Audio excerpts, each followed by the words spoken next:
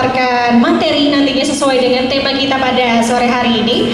Dan sebelum memasuki acara, ini juga tersambung oleh online ya, di Instagram, di sosial media, di Ngopi Hitam, Viral Ciledug, dan juga masih banyak lagi lainnya. Untuk itu kita nantinya akan ada sesi tanya jawab setelah ada materi, penyampaian materi. Untuk itu untuk para hadirin di sini boleh dicatat jika ingin menanyakan nanti ya di sesi tanya jawab, karena selanjutnya akan ada sesi langsung ke pemaparan materi, karena ini berhubung soal keamanan dulu nih, kita mau bahas soal keamanan dulu. Untuk itu saya mungkin untuk materi pertama mempersilakan Pak Komarudin untuk menyampaikan. Silakan Pak, waktu dan tempat dipersilakan.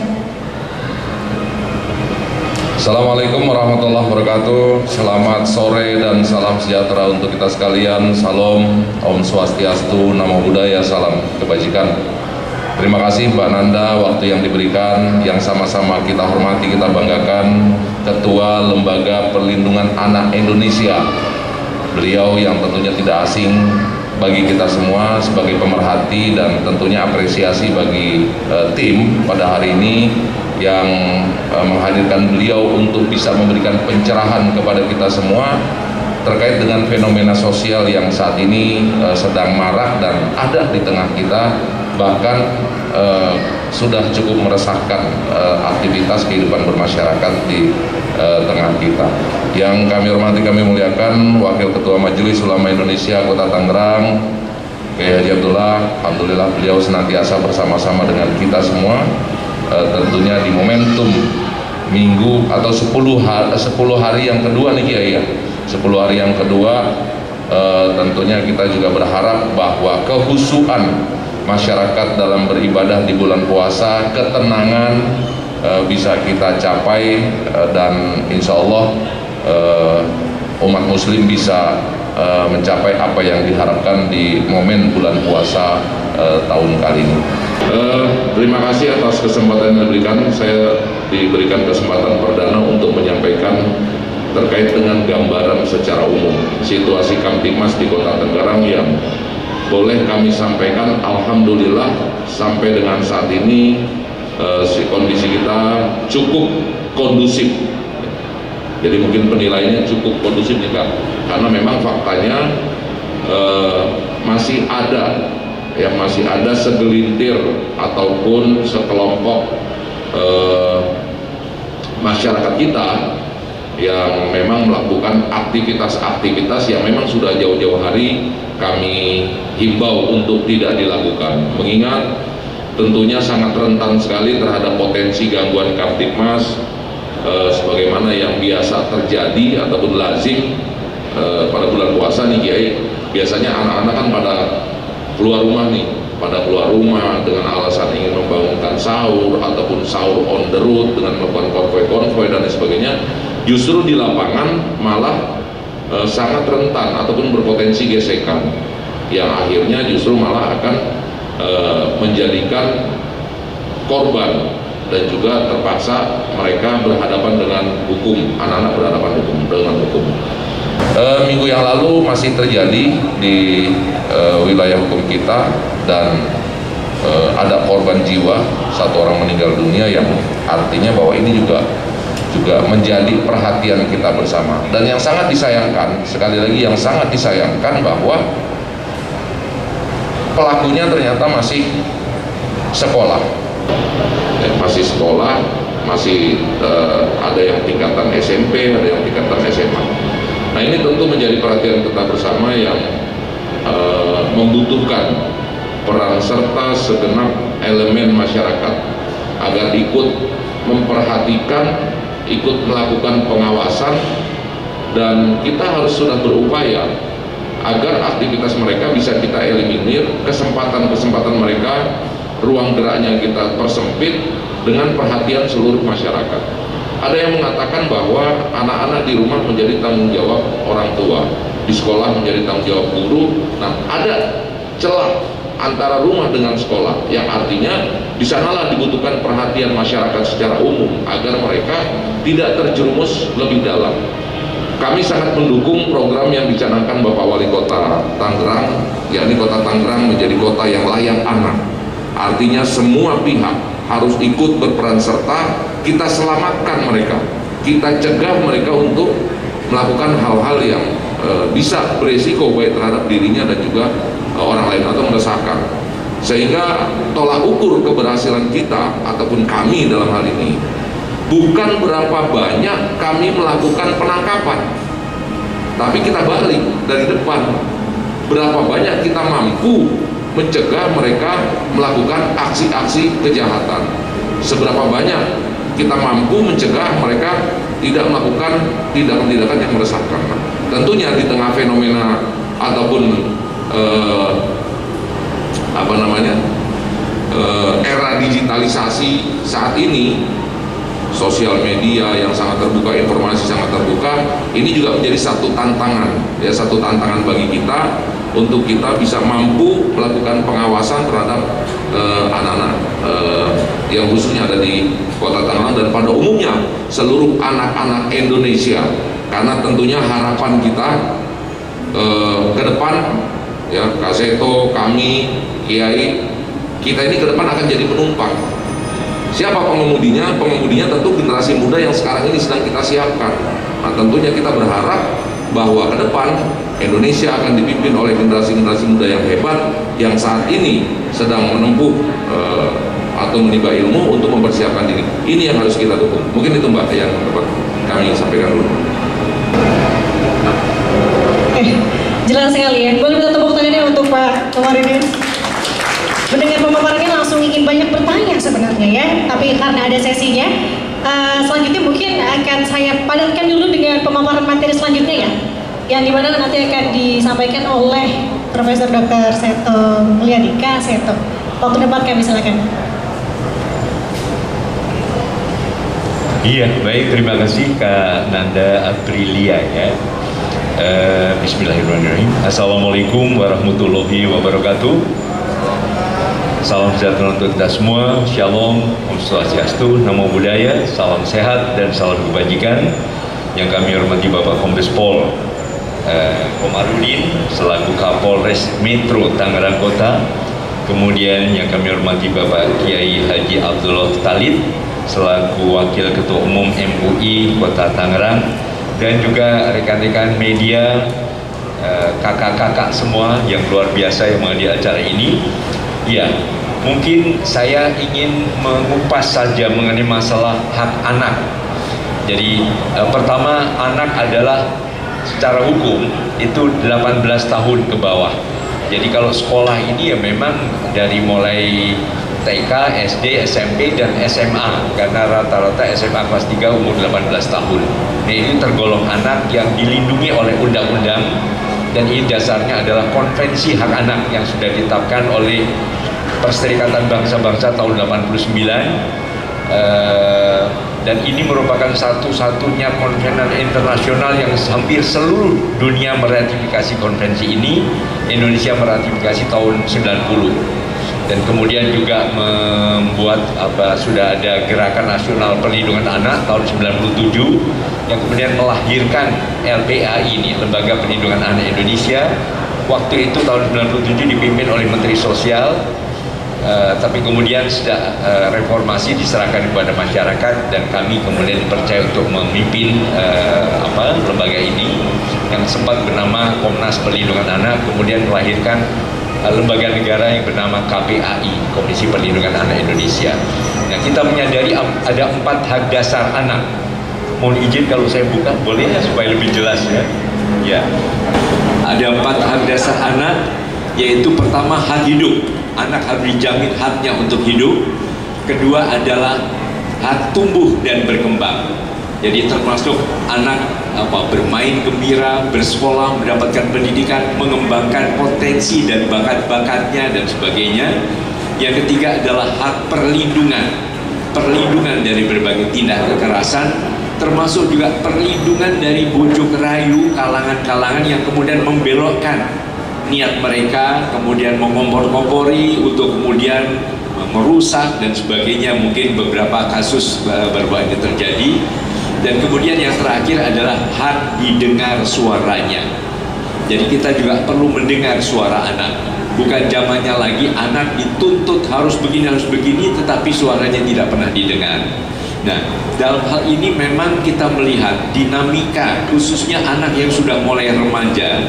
Secara psikologis ini ibarat anak ini seperti magma gunung berapi yang membara begitu. Satu-satunya adalah dengan diberi kesempatan magma ini berasap. Jadi keluar asapnya sehingga akhirnya terus berjalan dengan normal. Tapi manakala asap ini tertutup, maka akhirnya terjadi ledakan. Nah, ini sama juga dengan dinamika khususnya anak-anak remaja. Karena remaja ini sedang dalam masa transisi. Ibaratnya sudah bukan anak, tapi dewasa juga belum. Kalau dalam bahasa Belanda pernah ada pepatah, remaja itu kalau dikatakan serbet terlalu besar untuk serbet, tapi masih terlalu kecil untuk taplak. Gitu. Nah, masa ini yang kemudian membuat remaja sering bingung, sering emosional, yang mudah emosi, mudah meledak, kemudian juga sedang mencari identitas. Jadi ingin seperti ini, ingin seperti itu, mudah terpengaruh, mudah dikompori, mudah dibujuk rayu dan sebagainya. Jadi dalam hal konteks perlindungan adalah bagaimana melindungi anak yang sudah remaja ini tapi tergolong definisi sebagai anak untuk tidak mudah terpapar berbagai bujuk rayu, apakah entah itu pornografi atau radikalisme atau berbagai hal-hal yang kemudian atau kejahatan yang membuat mereka justru akan tergelincir menjadi pelaku-pelaku kriminal. Nah, di sisi lain hak didengar suaranya atau berpartisipasi adalah juga diberi kesempatan untuk berbicara apa maunya, apa inginnya dan sebagainya. Dalam sejarah kita melihat pelajar pun sudah banyak menunjukkan dinamikanya. Pada masa kemerdekaan misalnya ada nama tentara pelajar. Kemudian pada waktu masa-masa menjelang waktu itu ada zaman-zaman Orde Baru pertama kali ada selain kami juga ada KAPI, Kesatuan Aksi Pelajar.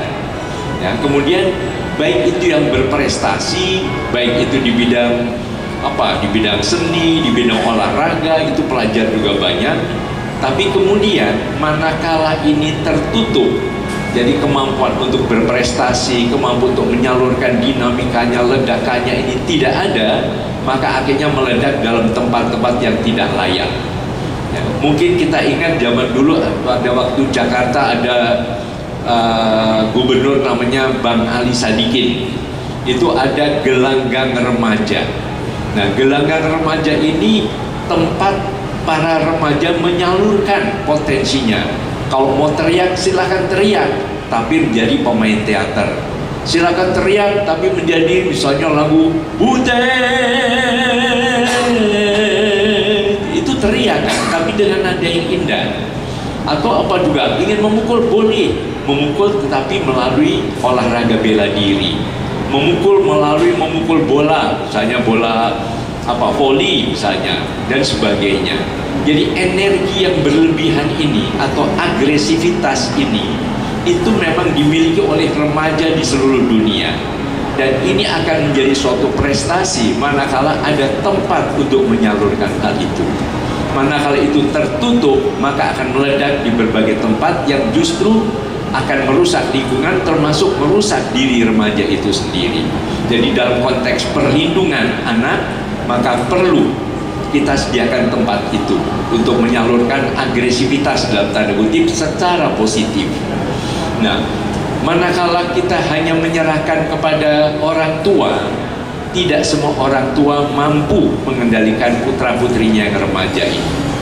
Sehingga ibaratnya melindungi anak dan mendidik anak perlu orang sekampung, perlu bersama-sama, perlu juga tetangga kiri kanan, perlu juga aparat, perlu juga pemerintah daerah dan sebagainya. Jadi bagaimana sekarang kiatnya kita sama-sama bersinergi bisa ikut membantu para orang tua dan para guru agar dinamika remaja ini tersalurkan secara positif. Nah, sekarang ini kan anak juga terjebak dalam kemampuan bermedia sosial. Bahkan saya kira-kira 3 tahun yang lalu dipanggil oleh Bapak Presiden, lalu beliau nanyakan, Kak, walaupun sudah kakek dipanggil Kak, kenapa anak zaman now jadi kecanduan gadget begitu. Ya saya bilang ya, anak-anak adalah peniru yang terbaik. Kalau ayah ibunya juga sibuk bergadget ria, bikin konten, belum balas WA dan sebagainya, ya anak-anak juga demikian. Anak-anak juga dicuekin, tidak ada kepedulian dan sebagainya. Mula-mula memang mengasihkan. Apalagi sebelum pandemi kan ada kata-kata anak harus ke sekolah, tidak boleh pegang gadget. Sekarang terbalik 180 derajat. Anak-anak tidak boleh ke sekolah, harus pegang gadget. Karena belajarnya secara daring harus pegang gadget. Tapi ya kadang-kadang keterusan gadgetnya, belajarnya hanya 20%, 80%, mungkin segala macam, termasuk menyantap hoax dan sebagainya. Jadi sekarang ini bagaimana kita bersama menyiasati agar apapun juga yang sekarang sedang diminati anak, khususnya remaja, bisa menjadi ladang untuk bisa mengembangkan justru potensi-potensi yang cemerlang. Mungkin apa, lomba bagaimana menulis yang kemudian remaja bisa menggali dari ayah atau ibunya, sehingga terjadi komunikasi yang efektif di dalam keluarga begitu. Karena salah satu yang waktu itu saya cetuskan kepada Bapak Presiden adalah Gerakan Nasional Sasana, Saya Sahabat Anak. Mulai dari Presiden Sahabat Anak, Menteri Sahabat Anak. Waktu itu kira-kira 3 tahun yang lalu dalam rangka Hari Pendidikan Nasional, kami ajak Presiden dan 4 Menteri, waktu itu Menteri Kesehatan, Menteri Pendidikan, Menteri PMK, dan Menteri Sosial, bermain permainan tradisional di halaman samping Istana Merdeka. Jadi ada gobak sodor, ada engklek, ada ogorban, kemudian ada lompat tali, main egrang dan sebagainya. Ternyata meriah sekali. Lalu babak berikutnya dengan gubernur. Jadi gubernur sahabat anak. Waktu itu dengan gubernur Jawa Barat dan gubernur NTB. Ya, tapi kemudian terkendala pandemi. Mudah-mudahan nanti gubernur Banten, mungkin juga wali kota Kota Tangerang, mohon berkenan bermain kembali dengan anak dan remaja. Kami akan dampingi dari LPAI untuk kembali supaya anak juga ada keasikan bersosialisasi dan bekerja sama. Karena selain melatih keterampilan fisik, anak tidak hanya pegang gadget terus, tapi juga keterampilan psikososial, juga belajar mengenai kreativitas, nilai-nilai moral, nilai-nilai agama dan sebagainya. Nah, mungkin itu sementara yang kami harapkan. Kami sepenuhnya akan siap bekerja sama dengan MUI Kota Tangerang, juga dengan Polres Kota Tangerang, juga dengan Bapak Wali Kota dan sebagainya, untuk bisa memberikan ide-ide dan mungkin berbaur juga dengan anak-anak dan remaja di Kota Tangerang. Mungkin demikian sementara. Terima kasih. Assalamualaikum warahmatullahi wabarakatuh. Waalaikumsalam warahmatullahi wabarakatuh. Akan ada pemaparan lagi oleh narasumber kita, dan sekaligus saya juga ingin menyambut satu narasumber yang baru hadir bergabung bersama kita pada sore hari ini, yakni Kasatpol PP Tangsel atau Tangerang Selatan, Bapak Sabta Mulyana. Pada waktu dan tempat kami persilakan Bapak. Selamat datang. Siap. Siapa? Lengkap sekali ya para hadirin semua di sini, baik dari berbagai instansi. Berarti kita benar-benar siapkan pertanyaan nih, yang mungkin ibu-ibunya merasa resah anaknya di luar sana, gimana sih tipsnya untuk menjaga anak-anak kita gitu. Mungkin juga mau tanya terkait aturan segala macamnya, tepat sekali. Tapi nanti setelah pemaparan yang akan disampaikan oleh dua narasumber kita, yang pertama lagi selanjutnya akan ada pemaparan dari Wakil MUI Kota Tangerang, Bapak Abdullah Talib. Silakan Pak Kiai.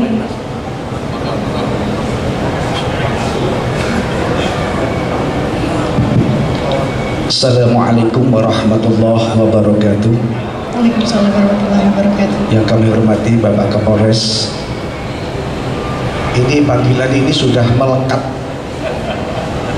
Kak Seto, ini nggak bisa diubah dengan nama apapun. Meskipun beliau mengatakan kakek, tapi Kak Seto ini nggak bisa dilepaskan. Melekat ini. Kemudian Pak Komandan Satpol PP ini dari Tangsel ya. Nah, Mbak Nanda ya. Nah, Mbak Nanda juga pernah jadi Mbak, Nanda terus. Nggak anak terus kan, nggak pernah jadi remaja putri nih, nanda terus. Para sahabat-sahabat dari wartawan, semoga kita semua diberikan perlindungan oleh Allah Subhanahu wa taala. Tadi dua pemaparan sudah begitu lengkap, tapi kami ingin melihat dari dimensi agama dan dimensi social education. Karena apa? Agama ini saya anggap sebagai apa? Cakar ayam. Kalau kita ingin membangun rumah berapapun tingkat, kalau cakar ayamnya pondasinya itu tidak kuat, baru satu lantai saja bisa ambruk. Tapi kalau cakar ayamnya ini kuat, pondasinya kuat, mau lantai berapapun, insya Allah nggak ada masalah. Ada sebuah hadis yang nanti bisa mencakup apa yang telah dikemukakan oleh Kak Seto tadi. Dan kalau beliau ini kan paling gak enak karena ngurusin hukum. Ada sebuah hadis yang mengatakan, ya ma'asyarul muslimin, man razaqallahu ta'ala waladan fa'alaihi bita'limihi wa ta'tibihi. Siapa orang yang diberikan karunia oleh Tuhan anak, maka kedua orang tuanya ada sebuah kewajiban untuk mengajar dan mendidik. Bukan mengajar, bukannya transfer of knowledge, tetapi mendidik, to educate. Ini yang paling susah, mendidik. Karena apa? Kata hadis ini, apabila ada orang tua itu yang telah mendidik, mengajar anak itu, razaqahullahu ta'ala syafa'ah, maka Allah akan memberikan karunia kepada dia, kedua orang tua, syafa'ah, pertolongan, mengangkat derajat. Kalau Pak Kombes ini kemarin punya anak juara MTQ, kira-kira orang tuanya terangkat nggak? Iya kan? Terangkat. Ini syafa'ah namanya. Syafaat bukan hanya pertolongan. Pertolongan asal mulanya anaknya tukang becak, anaknya tukang pemulung, ternyata putrinya jadi sarjana dari London lagi. Orang tuanya apa? Syafaat, terangkat derajatnya. Tapi sebaliknya, wa man taraka waladahu jahilan, apabila ada orang tua yang cuek terhadap anaknya sehingga anaknya menjadi bodoh, maka akibatnya kullu dzambin amilahu alaihi, setiap dosa-dosa yang dilakukan oleh anak itu akan ditimpakan kepada kedua orang tuanya. Punya anak umur 10 tahun ternyata sudah narkoba, ditangkap oleh polisi, kira-kira orang tuanya gimana? Dosanya kan yang menanggung orang tua, orang tuanya yang sibuk. Nah, maka ini dasarnya adalah orang tua itu yang biasa dikatakan dengan ibu madrasatul ula, pendidik awal, pendidik perdana terhadap anak-anak putra putri yang telah Allah rezekikan, yang telah Allah karuniakan, yang telah Allah titipkan kepada kedua orang tua, harus betul-betul bitaklimihi wa ta'dibi, diajar dan dididik, bukan hanya diajar. Ini pondasi. Mendidik dan mengajar itu bukan berarti dia hanya sebagai objek, bisa objek, bisa subjek, sekaligus dua-duanya, objek juga subjek. Karena mohon maaf, kalau orang tua zaman dulu malah anak banyak objek, mau nikah aja dinikahin. Saya sendiri kepengen A, orang tua saya harus begini, kalau nggak diturutin kacau. Tapi ternyata meskipun anak dijadikan subjek, tapi hasil, result dari proses yang begitu panjang menghasilkan, misalnya Nur Khalid Fajid, Gus Dur, zaman dulu kan sekecil dipaksa. Nah, ini kalau di dalam Islam itu para ulama zaman dulu akhirnya bikin kompong, anak dimasukkan. Pengajarannya ketika itu bukan hanya saat jam 8, jam 7 sampai jam 12 atau jam 1, tapi jam 8 sampai jam 10 malam. Guru selalu mengawasi terus. Nah, Ini sebetulnya sistem asrama pendidikan ini, sudah ke pendidikan, ini sebetulnya diciptakan oleh Rabindranath Tagore dari India.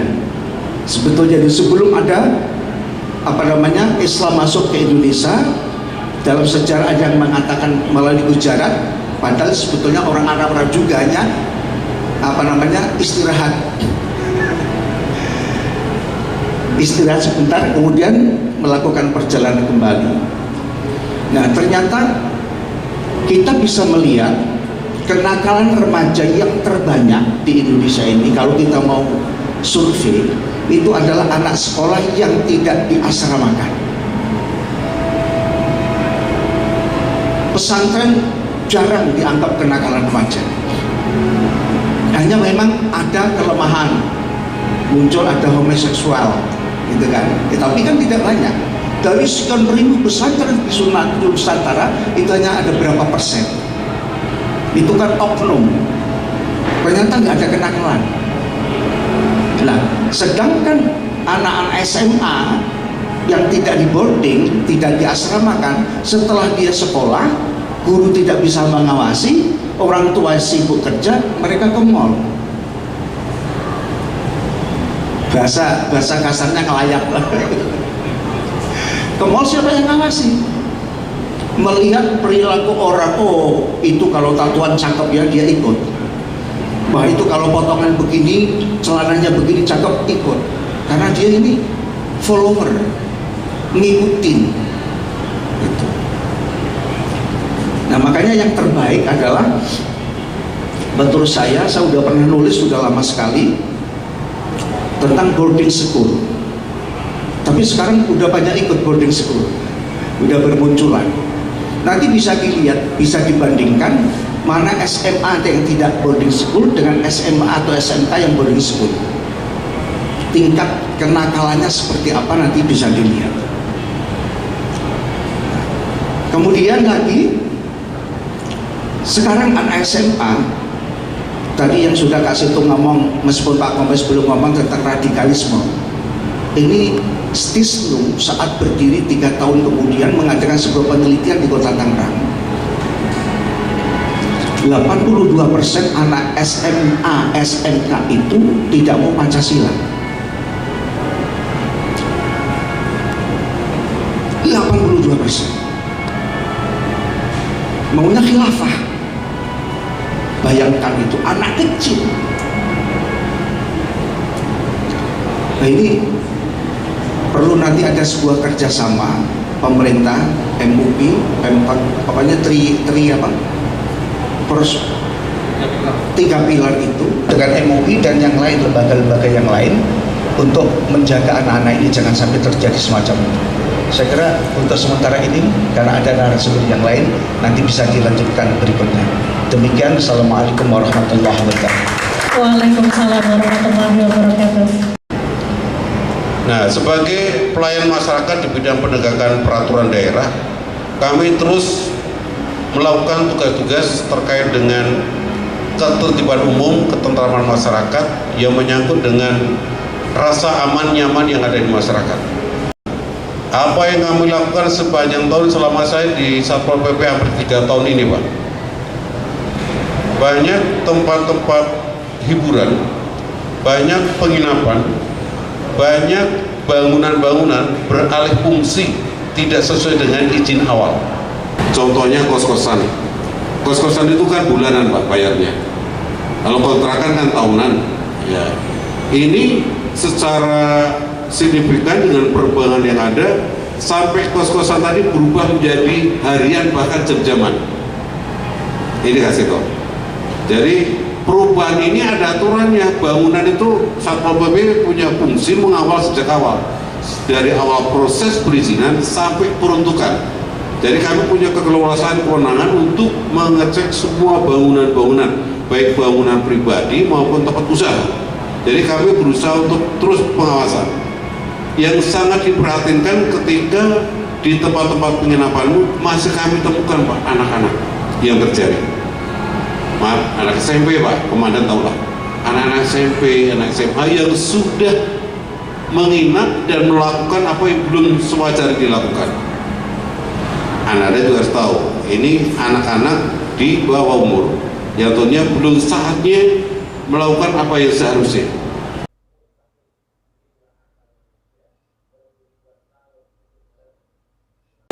Nah, bagaimana pendidikan agama terhadap anak-anak semacam itu? Anak SD, anak SMP, anak SMA, pendidikan agamanya cuma berapa jam sih, Pak? Habis itu selesai. Tapi saya jamin kalau dia di pesantren, insya Allah, saya jamin itu. Dalam kenakalan, dalam hal syahwat tadi, istri dokter, bapak dokter, merasa anaknya sudah ditaruh di ustadz ngaji, tapi gerak-gerik anak kemana nggak tahu, suruh nganterin supir, lama kelamaan kalau orang Jawa gimana, jalaran Oiting Tresno, jalaran Kulino, berdua terus. Udah begitu supirnya agak melek lagi, agak bening, agak kinclong, ya udah kan selesai.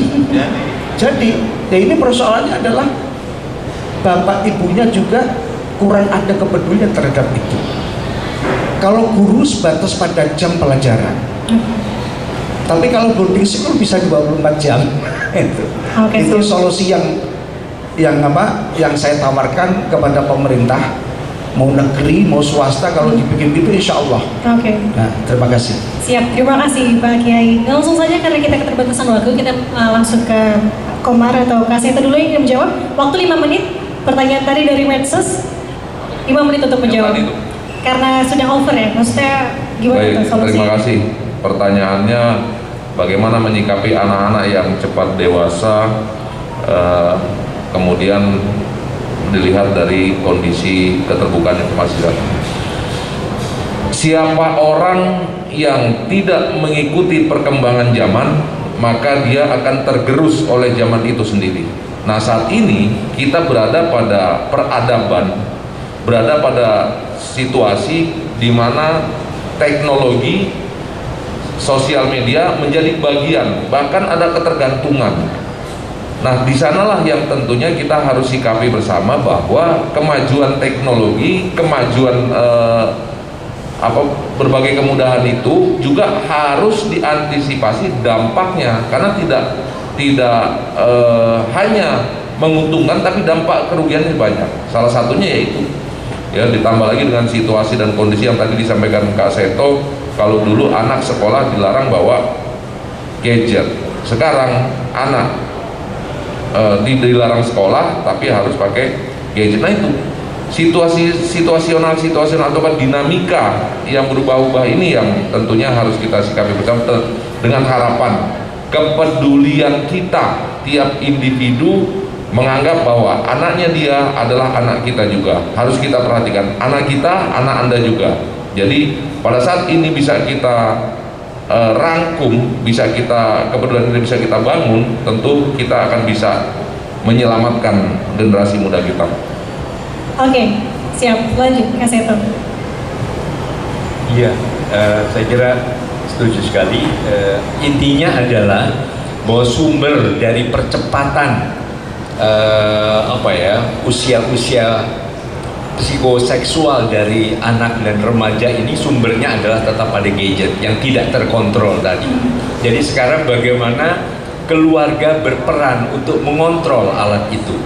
Ibaratnya gadget adalah semacam pisau atau gunting tadi. Kalau dibiarkan ya lama-lama ya bisa bermanfaat, tapi bisa juga berbahaya juga. Jadi mungkin ada mekanisme yang diatur, misalnya ada peraturan melalui tadi rapat keluarga, bahwa demi melindungi kalian dari berbagai pengaruh yang bisa berbahaya tadi, apakah tadi jadi pornografi dan sebagainya, adalah misalnya membuka gadget di ruang keluarga.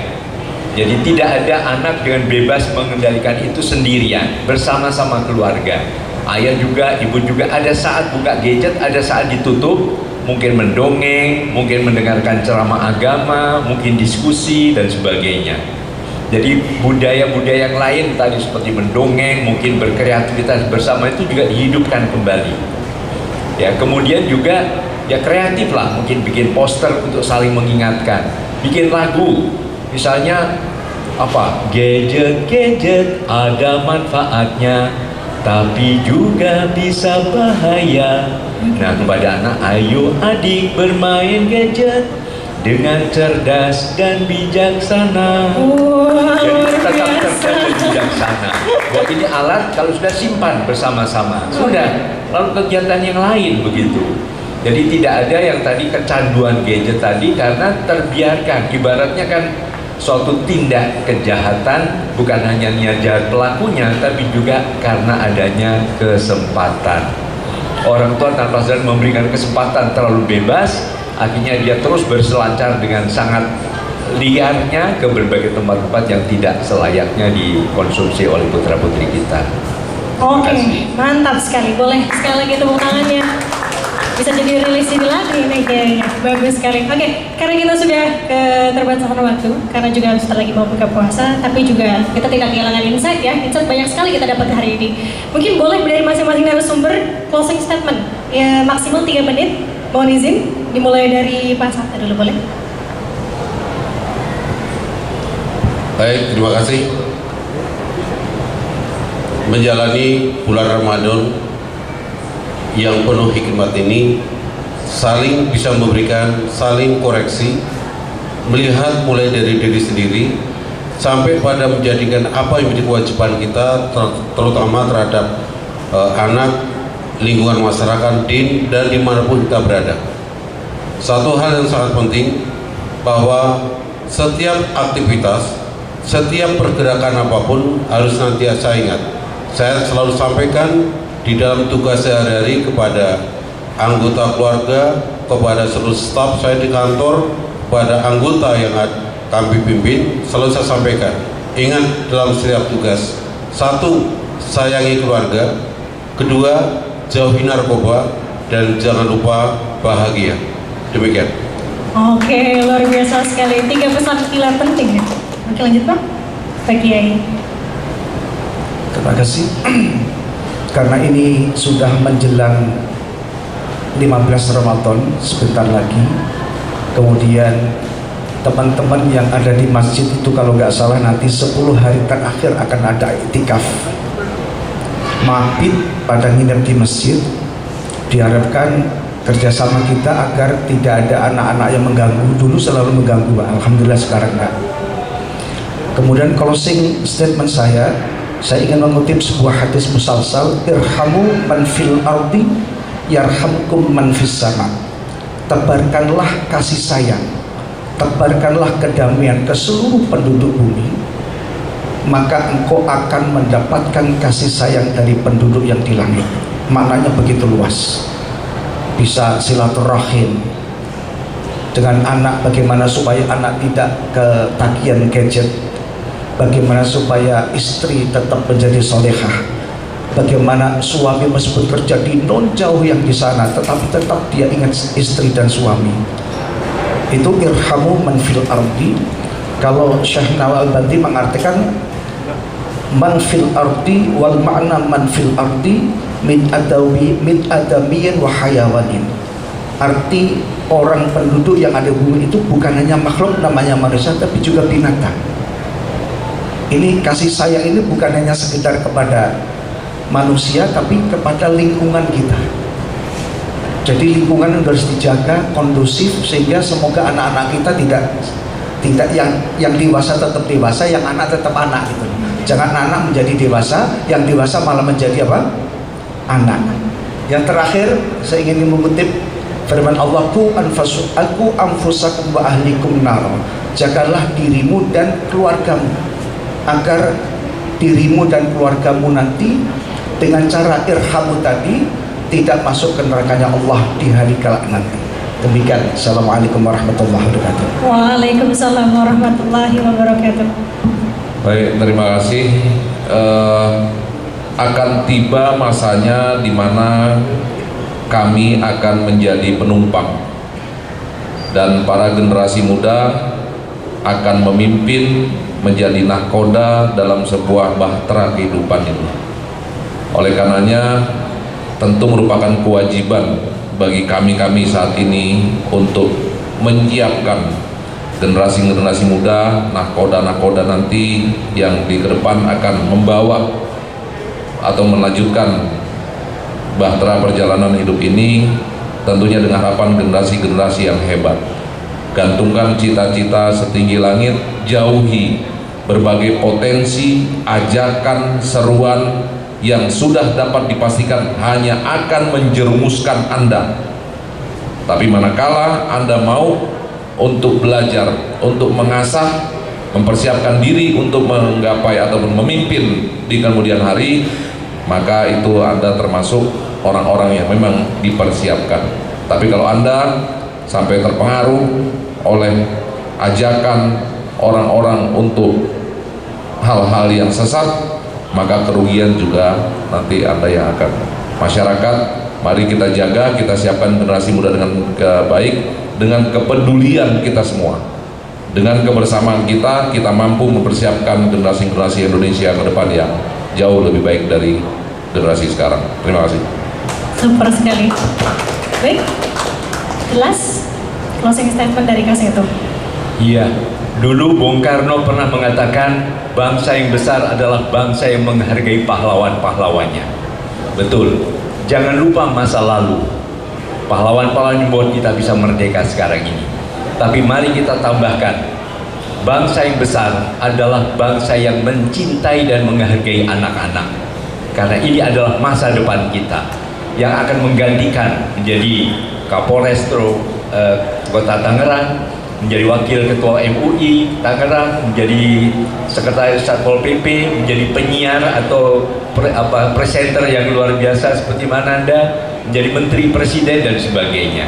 Jadi marilah kita betul-betul serius dan profesional mendidik, mengasuh dan melindungi anak-anak kita, khususnya anak-anak di Kota Tangerang. Dirgahayu anak-anak Kota Tangerang. Luar biasa. Boleh minta tepuk tangan yang meriah untuk keempat narasumber kita pada sore hari ini. Luar biasa sekali. Sekali lagi saya mengucapkan terima kasih kehadirannya, sudah meluangkan waktu untuk berdiskusi pada sore hari ini. Dan tadi closing statement juga sebagai penutup ya, para hadirin sekalian, terima kasih banyak sudah meluangkan waktu juga untuk hadir di sini untuk berdiskusi bersama baik secara offline maupun online. Untuk itu nanti kita akan lanjut di acara selanjutnya di minggu depan dengan tema yang berbeda. Untuk itu saya Nanda Aprilia pamit undur diri. Mohon maaf apabila salah kata. Saya kembalikan kepada Bang Ain.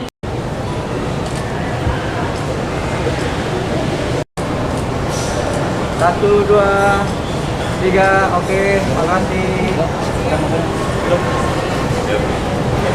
Baik, sekali lagi berikan aplaus yang meriah kepada 4